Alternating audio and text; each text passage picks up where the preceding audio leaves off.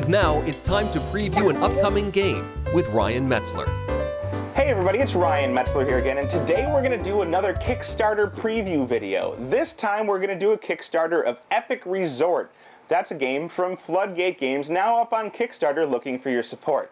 The idea of this game is that you run a resort for heroes who are tired of adventuring. They're just a little bit worn out and they need somewhere to relax. So they come to your resort, you stock the attractions with workers, you bring in some more tourists, and hopefully they're able to recover. But all the while, occasionally, monsters seek these heroes out and are looking to disrupt their rest and maybe even slay them. So you're going to try and best prevent that from happening in order to score points.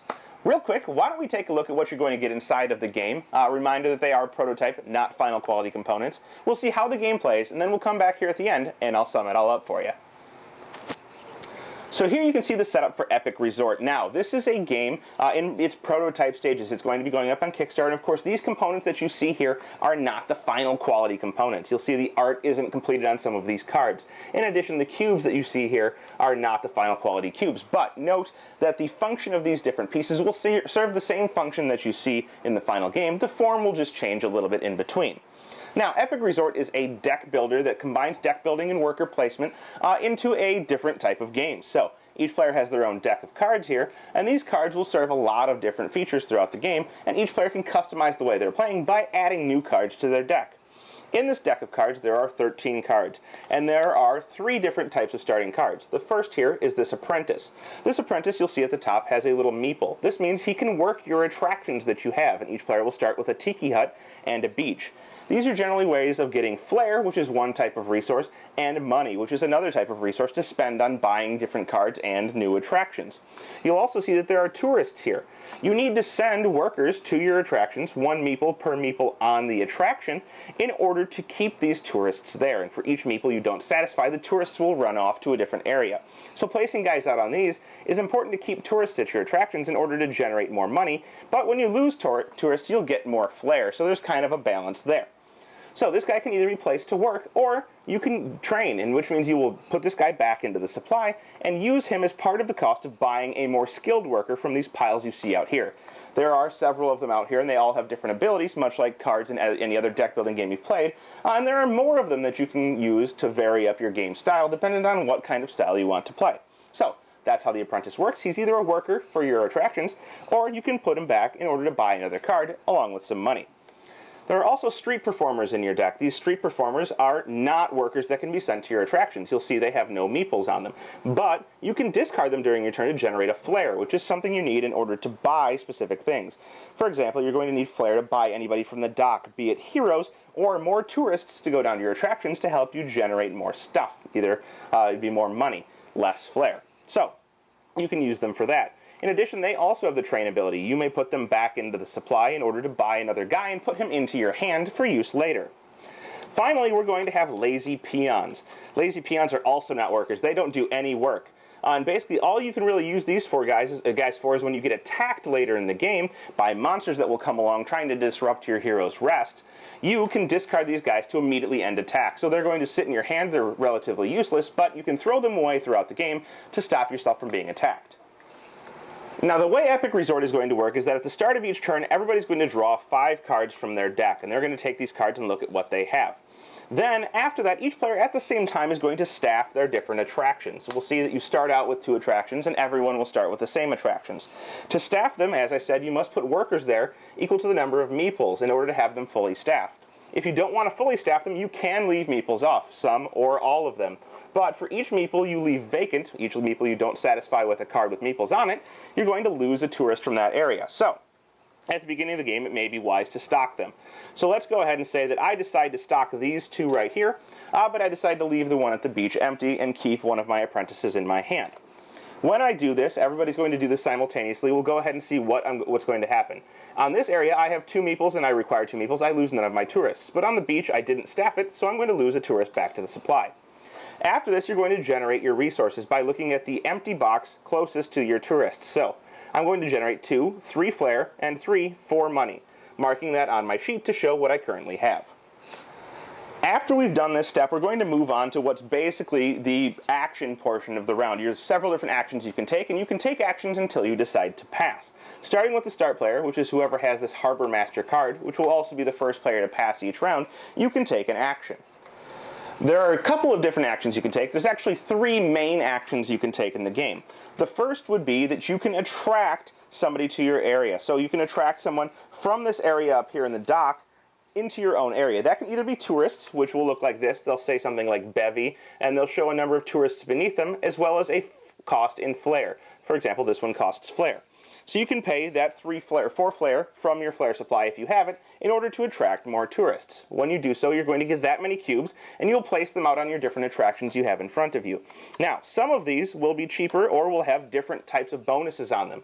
This one here says you get 1 if you pay 2 flair, but if you happen to have somewhere that is social, meaning that it has this little drink icon on it, which will be on some of the different attractions that you can get, none of them currently out in the supply, but it's an icon on some of the attractions, you can put 2 extra of the tourists on those areas. So if you happen to have a social area, you can place 2 more out. Some of the other ones will be worth fewer. Like, for example, this one is 3 flair for 2 tourists. So you can buy more tourists with your flair, or you can attract a hero. There are heroes out here that look like this. This hero right here is a rogue. He has a basically strength of 2, and he starts with 1 life. But he's tired, he's coming to your resort to rest, and this is a resort for heroes who need to get away from all of the action and hopefully recover a little bit. He only starts with 1 heart, but he can get up to 3. In addition, if he ever does get up to 3, he'll be worth 2 victory points, and he provides you some type of benefit. When you buy him, you're going to remove a lock from any attraction. We'll cover locks in a moment, but essentially attractions that are fully staffed can have special benefits that you can use once per round. This guy would let you unlock it and use it a second time. There's also heroes like warriors. He's a lot stronger, but he doesn't have a special ability.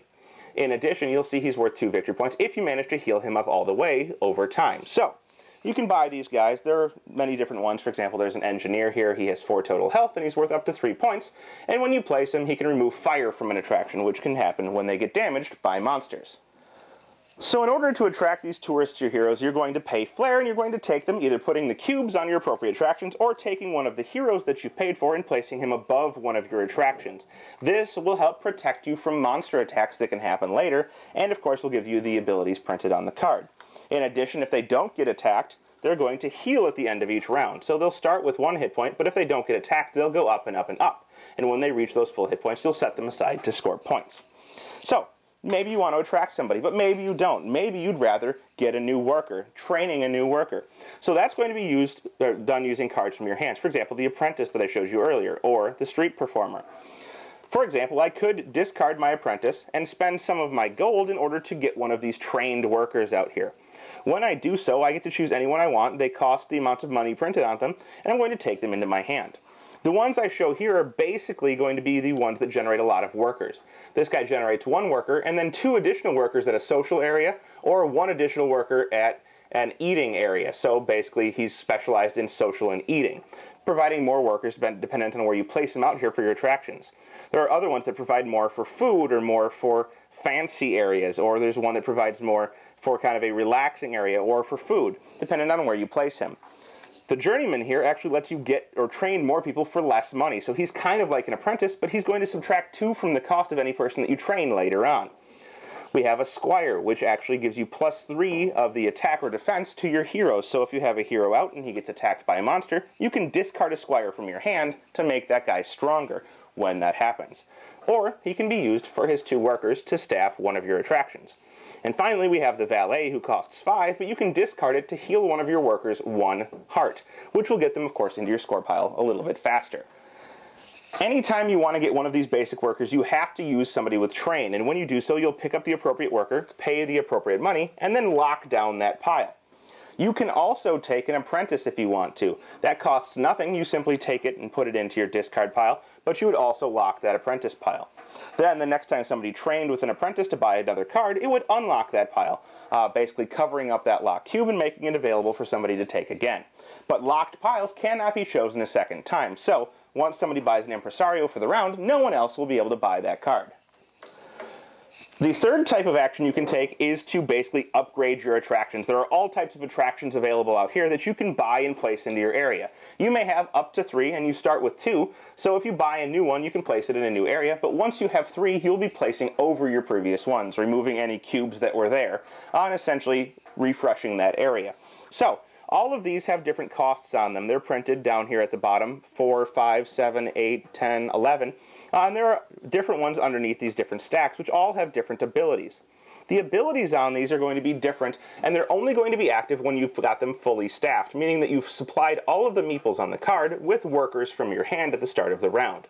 You'll see on each of these they have some type of ability. It says rearrange any number of heroes at your resort. That means that if you have heroes in specific places that you'd rather have somewhere else on a different attraction, you can activate this ability at any time on your turn as a free action in order to reorder them.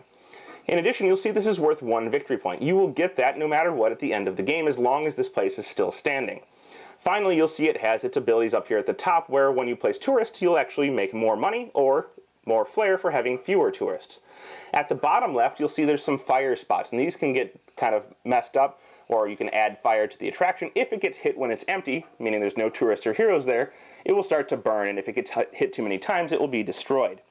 The more expensive of these have either better abilities or are worth more victory points. So if you save up your money, you can spend money on these in order to get victory points for the end of the game, and special abilities that you can obtain by, of course, staffing them with your workers.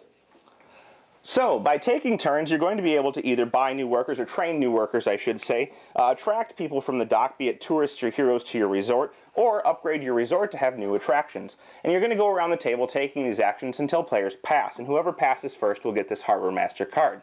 If it happens to be the player who already is the first player, you're going to put a gold on there to show that whoever takes it next will get an extra gold. And so if it keeps with the same player multiple times, it will accumulate gold and become more and more attractive to pass. After you've passed, you're essentially going to go ahead and you're going to restock the dock. When we resolve the dock, and some of these cards will have likely been bought, we will of course remove the oldest card, and the oldest card always goes away. That's the one furthest from the deck. We're going to slide the rest of these cards down, and then we're going to refill up to 6 cards. When we do so, this is when we have the opportunity for attacks to happen. And we're going to flip cards over, and we'll see that, well, the first one happens to be a double attack. It's going to tell you where it attacks a person's resort. So if there's only 2 properties in the person's resort, it will attack the first property. If there are 3 attractions, it will attack the first one as well. So it doesn't vary here, but some of them will be different. What's going to happen is we're going to set this aside. We're going to draw a monster from this attack deck over here. The monster will tell us who he's going to attack. So he's going to attack the player with the most heroes, with ties being broken by first player. And then it says on here, it has +2 attack against heroes. So if there's a hero at the attraction, it's going to get +2 attack. In addition, it starts with 2 attack. So it's going to check the first one and see if there's a hero there. That player, whoever's being attacked, has the option, if there is a hero there, to move it away, or if there's not, to move one of their heroes to that attraction in order to defend. Then you're going to compare the attack value of this monster to the value of the hero that's there, or if there is no hero there, you're not going to bother. But essentially, you're going to subtract the hero's value from the value on this card. In addition to any hero that happens to be there, for example, let's say this warrior happens to be at the attraction, he would lose one of his hearts, and then he would block all 4 of the damage in this case, meaning that you would lose no tourists, but of course he gets a little bit worn out from attacking. We'll say he's right here right now. So, the monster attacks for 4 because there's a hero present. He blocks 5 and we're okay to go, but he does lose a health. And we'd set this card aside. Now, if he hadn't been there, we would lose tourists equal to the attack that's there. In this case, it would have been both of the tourists if the warrior had not been present, and you'll see that that's going to increase your flair for later, but decrease the amount of money you'll get, giving you different options as to what to buy out on this board. Then we would move on to the next attack, and we'd see that this one's going to attack whoever has the most tourists. Maybe it's not this player, maybe somebody else has more tourists out there, but it's going to eat 1 tourist right away from whatever attraction it attacks, and then it's going to attack for 3. And of course that can be blocked by heroes who would of course take damage, or it could just be left alone and you're going to lose 3 of your tourists, or up to 3 if you have less than 3 there.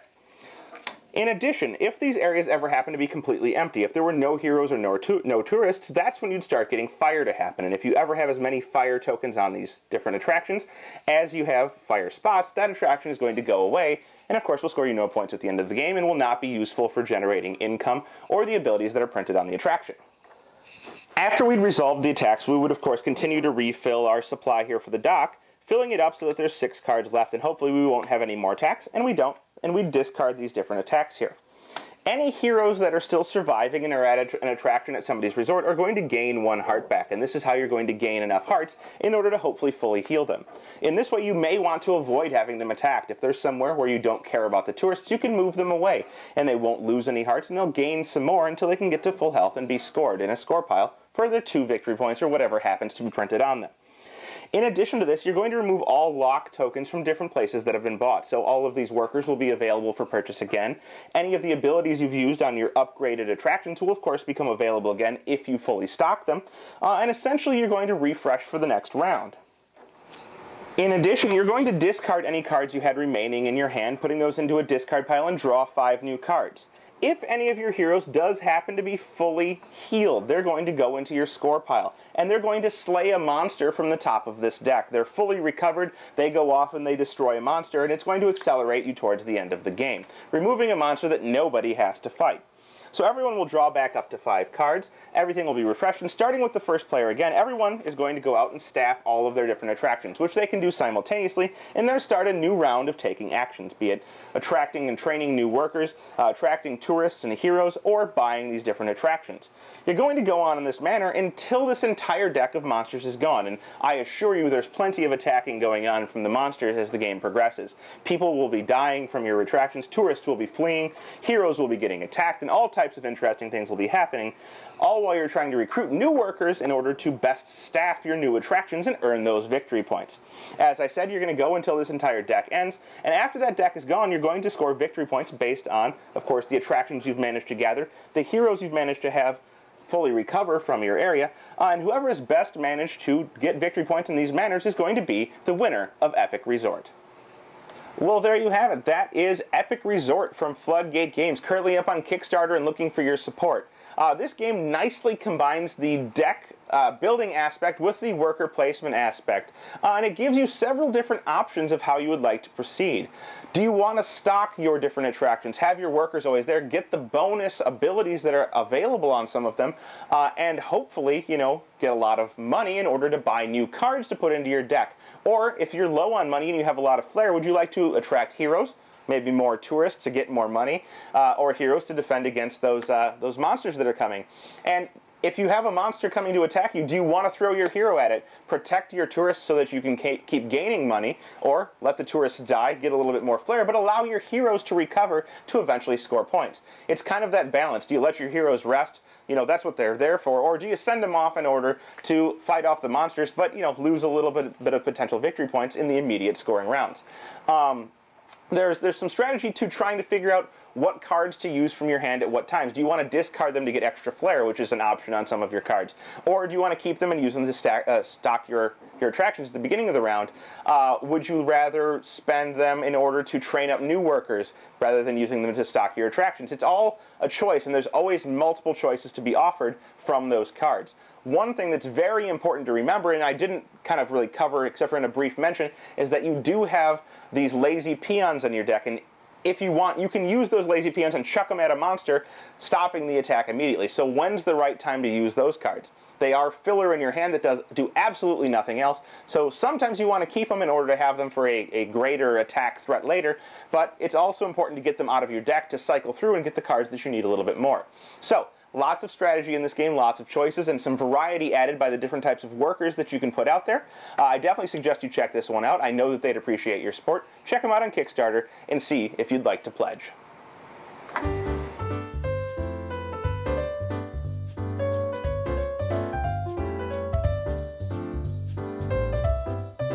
Thanks for watching our review today.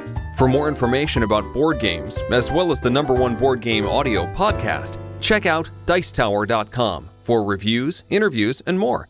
I'm Eric Summerer, and you've been watching The Dice Tower. Yeah?